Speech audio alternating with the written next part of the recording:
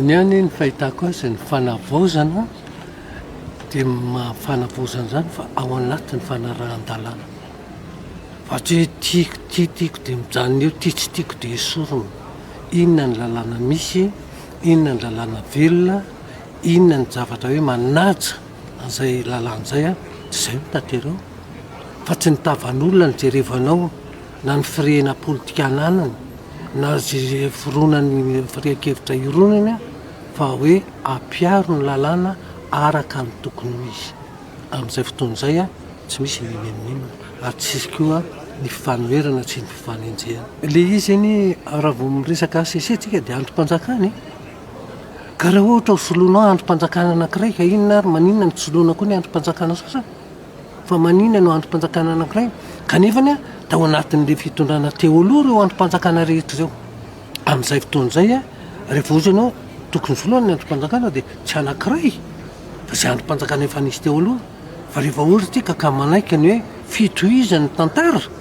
dia atao fotsiny izy dia atao izay isian'ny filaminana, dia ataovy ny isian'ny fahamarinana, dia ataovy ny isian'ny fanajana lalàna. Aza mitady korontana ireo olona. Efa ao anatin'ny fahasaranana ary efa manomboka mirosotsika amin'ny atao hoe fanavaozana ny fahitako azy ety ivelany maha-olom-pirenena. Aza volena zavatra hanahirana indray a ka mbola tsy tonga tsy ady tsy tratra ny tanjona dia indray fa sanatry ny vava latin'le rava daholo indray le teo. Ka izay ao anatin'ny tezana mihitsy izao a ny mety fizary politika zany raha ohatra hoe mamakafaka fotsiny tsika hoe raha mirotsaka izy a amin'izao aloha zany hoe manohana ny fitondrana ny antoko samihafa eo anivon'ny fanoherana ohatra ny ary amin'ny mpanohatra moa efa fantatra hoe efa hafa ny fijeriny a tsy mitovy an'izay fa raha ohatra zany misy sary mitsanga hoe ho kandida izy a dia lasa mpifanarana politika amin'ny hoe mara fampanohana ankehitriny a miova ny sary politika sy ny mety ho endrikendriny fa hatreto a mbola tsy tonga ny amin'izay hoe firotsahana izay aloha raha ny ofisialy a mbola tsy hany ny ady hevitra tsika mbola ao anatin'le hoe iroso amina fokonan-doham-pirenena asa inona ny fipetraram-pifidianana mety andeha ao raisina ary ny azo aloha miaraba tompoko miaraba tompoko makasiraka inona moa izy teo manohy an'le resaka knapsa te zaka raha miezaka ataon'ny mpanjakana hoe vita fa tena miasa izy ary manohy zay farany heriny mihitsy ary tsy miperapetraka tsy mandeandro tsy mandealina itsorana azy manokana mihitsy zay tena zava-dehibe ny ataony ary le kolonelina manokana président kolonel tena hitako mihitsy hoe mampiseho ohatra mihitsy ohatrany hoe tena hivaty reny dia hoe navelan'ny zavaina mihitsy izy tena mihitsy ny zavaina raha izay faharoa manarakarak' izany a raha niakatra kolonel raha niakatra generaly daholo re kolonelina naman'ireo izy nefa tsy mba niakatra ka generaly fanetretena anie zany e tsy mba tsapatika ve zany roa zay ny fahatelo a izy zany tsy matimatim-boninahitra zany mihitsy e ary izy tena hita mihitsy hoe mitsarika dia antsony vahoaka fa endrikely fotsiny elo kosa aloha eo amin'le hoe resaka knapsa le niteneniko teo le vola cotisation aloha any amin'ny knapsa any tsisy kolera iny ary tsisy marity iny fa 10% daholo amin'ny salaire de base no alaina amin'iny 10% amin'ny salaire de base moa izy teo knapsa synersti dia rehefa aveo nefany a rehefa misy fitonjarana amin'le vory lasa miavaka indray le izy hoe ty fonctionnaire dia tsisy resaka le privé dia zay zany ohatra mbola mampalahelo kely kosa marina hoe marina lefa le dizay knapsa mbola ferinasa fa mbola tsy voasolo le teo zany satria niazo ny démission sa hoe ahoana le anankiray teo mbetrapelany mbetrapelany démissionnaire izy zany dia zay fotsiny ngamba ny ohatra mitako hoe mbola mahatonga fareratsena ho an'le olona zokiolona zany nefa raha misy ny tokony azaina amin'izao taom-baovao zao a zokiolona ny tokony azaina voalohany misy fanavahana le izy eo amin'ny lafin'izay dia ohatrany le olona efa zatra nandray an'le solomboky akoho dia ohatran'le tany fitondrana tany aloha za kosa aloha teny hoe dia ratsy daholo nataon'le tany aloha fa rehefa miakatra ny en'ny fonctionnaire dia miakatra ny en'ny privé fa le izy zany ohatrany tena tsisy resaka mihitsy ary le lehibe any sindikany ohatran'izao ohatrany tsy miteny mihitsy koa ohatrany tsy fantatra aloha rehefa dita mampagaga ihany de zavatra mety seradesaka seradesaka toka makasitraka ihany tomko makasitraka tomko zay ohatrany hoatsela nisy fanapahan-kevitra mikasika ny fandehanana mandeha retirety ohatrany tsy de tsaroko tsara fa izahantsika jerena manahoana ny fipetraka izy iny fa tany amin'ny volana novambra 2024 nisy ihany koa an'ilay fanapahan-kevitra nampiakarana ny volan-jaza lay hoe 7,000 ariary lasa 2 ariary lay volan'ny bevoka 3,9 ariary lasa 7 ariary de lay volan'ny mpitaizakely 4,9 lasa 2 ariary de mba mampatsiahy ihany koa zany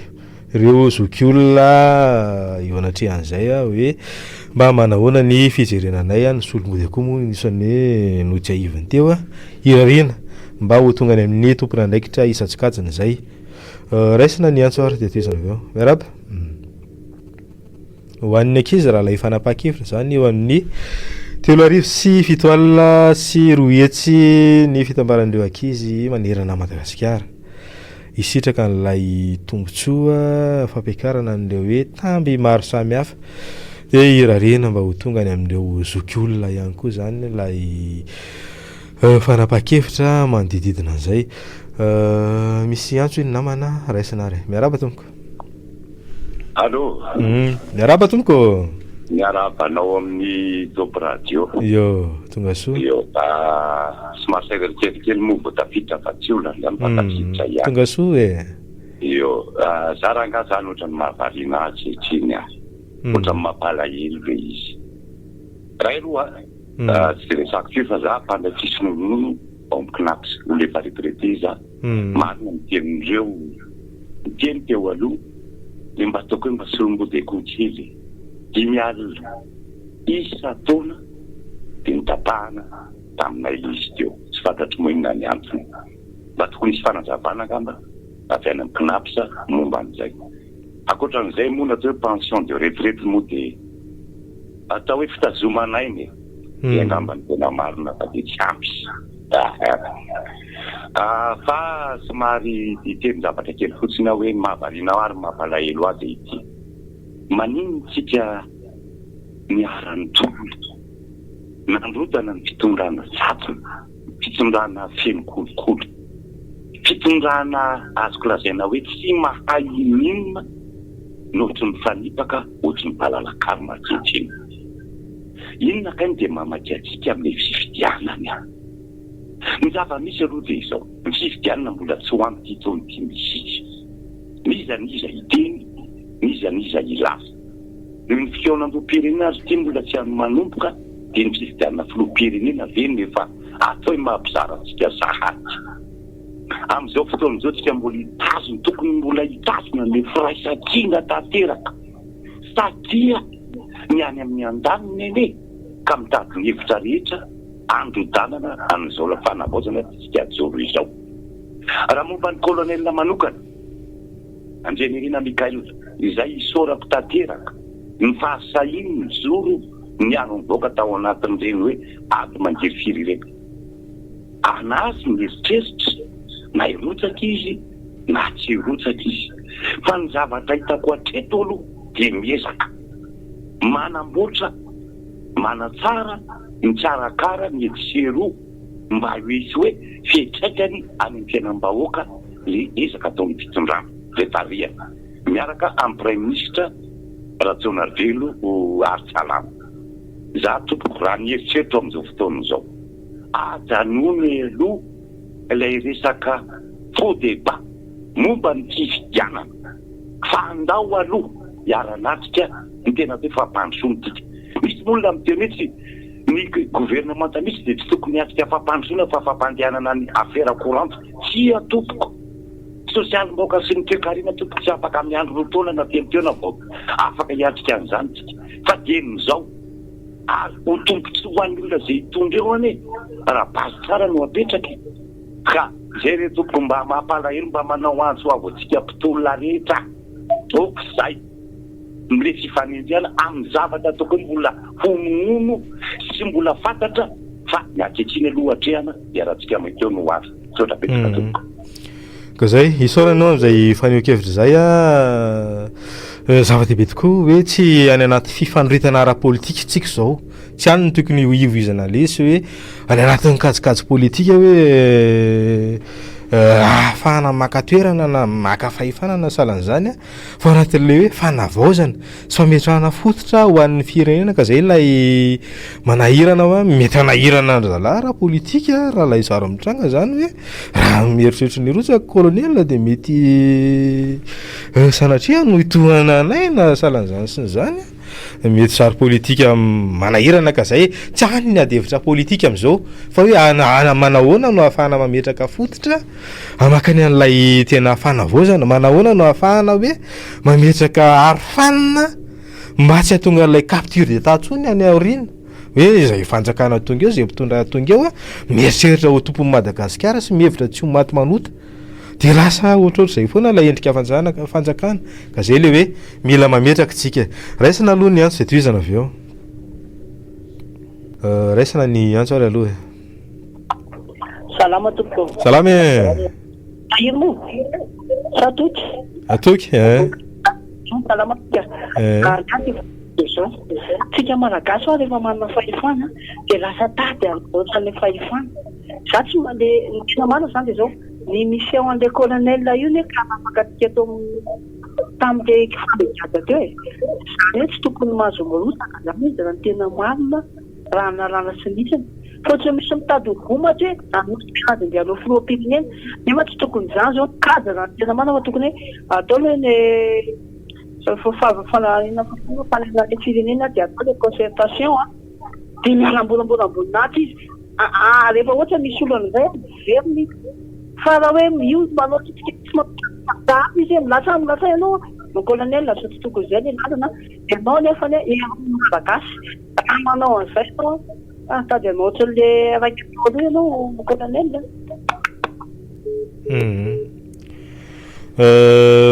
Mbola tsy hoe manakihana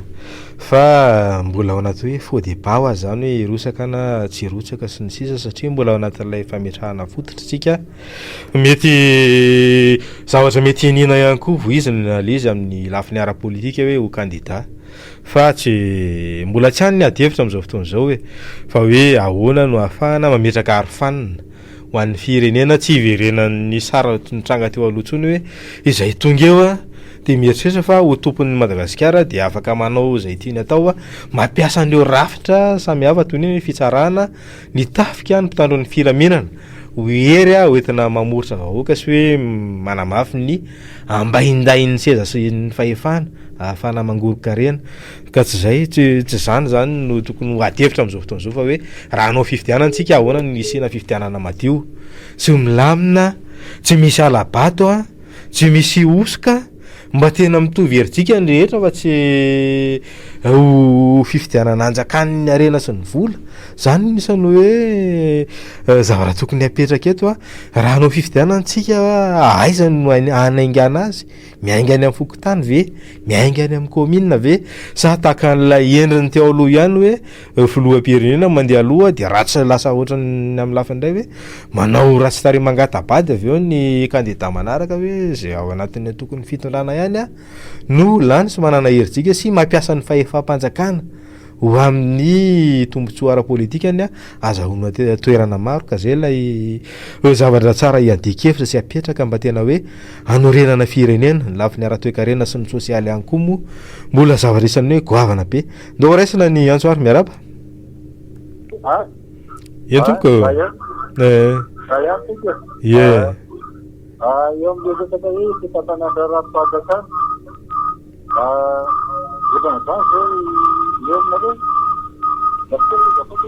somary ena kely le radio akaikinao etoko ohatran'izany zao i président teasonamina président de deraturaka aitsika aloha le directeur 1% le cotisation CNAF 1% du salaire de base fa tsy diposta dimy le président de deraturaka zao nanotan'io tamin'ny nandeha aloha directoire militaire tamin'ny 1975 dia rehefa avy eo nanendry ny président directeur izy mitondran'ny directeur militaire alio zao dia nanao référendum amin'izay tika 21 décembre 1975 dia lany président de littérature ka ohatran'izay koa ty fitondràna école président colonel koa afaka manao référendum izy kosa aloha raha fa vita ny mandat rehefa vita ny 2 ans any hoe mety mitondrany amizako fitondrana sady tsy mety référendum zany nataony raha ohatra hoe mety mamily zany izy zay zany le tsy tapakevy vahoaka ie dia miverina am'le resaka io zany le resaka mifikodiny am'le resaka kinapitra foana le resaka io zany eo am'le hoe ipasam-panjakana tena nahazo tombozay kosa aloha fonctionnaire tamin'ity tsy mialina korina hoe malaelo an'le vola midina tely am'zareo fa gara raha misy azakiny hoe satria zareo araky le tenyny setoko teo sady nahazo an'le prime zareo miazy zany tsy mba solombody akotsy io fa prime ny 310 000 ariary mbola plus an'le meny retraité le andamin'ny installation ie mahazo daholo zany zareo na ny piasa-panjakana na ny retraité fa zany aloha raha tsy fomba jereva le fanjakana mihitsy mba rezemite zareo no eny aleotia manaraka ie afaka mbola miverina rehefa avy eo raisina ny antso manaraka raha misy ary ka zay misy ny finiavana ny any amin'ny mpiasa-panjakana aloha zany isany hoe tena voaresaka sy voateny besaka tao anatin'ny hoe zao fanovana zao fa ny rarina misy ny tsy miankana zay hoe isan'ny hainy toekarena bezaka ihany koa ny vahoaka tantsaha hoe isy ny fijerena azy reny tsy voatery hoe any anaty lafiny ara-bola ihany io fa ny anatin'ny hoe fanatsarana ny tontolo any anatin'ilay modely ara-toekarena moa zany isan'ny hoe